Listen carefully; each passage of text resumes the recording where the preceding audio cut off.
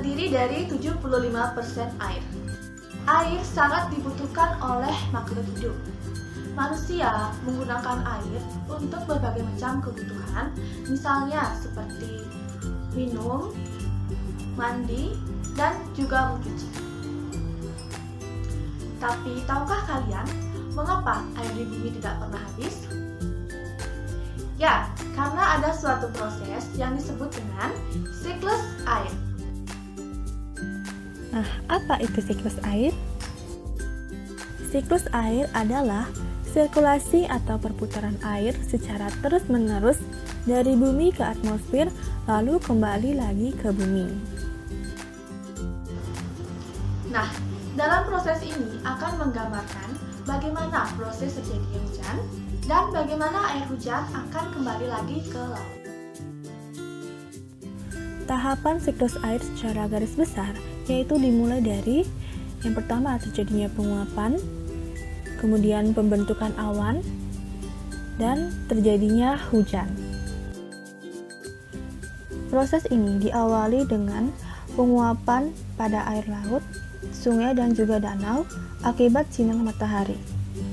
Proses ini disebut dengan evaporasi. Kemudian, tumbuhan juga mengeluarkan uap air ke udara akibat panas matahari.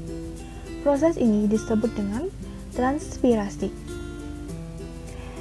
Uap air dari permukaan bumi akan naik ke udara dan membentuk awan. Kumpulan uap air tersebut akan mengalami pengembunan membentuk titik-titik air. Proses tersebut disebut dengan kondensasi. Lalu, angin akan membawa awan ke daratan tinggi. Selanjutnya, titik-titik air di awan akan turun menjadi hujan. Sedangkan, pada suhu 0 derajat Celcius, hujan akan menjadi hujan salju. Proses ini disebut dengan presipitasi. Lalu, air akan mengalir ke daratan rendah dan kembali lagi ke laut melalui aliran sungai dan juga air tanah, dan menciptakan suatu siklus yang berlangsung secara terus-menerus. Proses inilah yang disebut dengan siklus air. Siklus air dibedakan menjadi 3 macam, yaitu yang pertama siklus pendek, yang kedua siklus sedang, dan yang ketiga siklus panjang. Siklus pendek diawali dari terjadinya penguapan di permukaan laut, kemudian terjadinya kondensasi, dan terjadinya hujan di permukaan laut.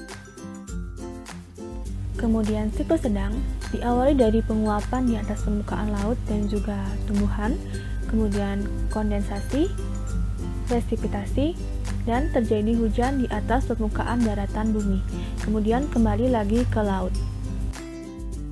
Yang terakhir, pada siklus panjang, diawali dari terjadinya penguapan pada laut dan juga tumbuhan, kemudian kondensasi, terbentuknya kristal es, terjadi hujan salju di daratan tinggi, terbentuknya gletser, dan kembali lagi ke laut.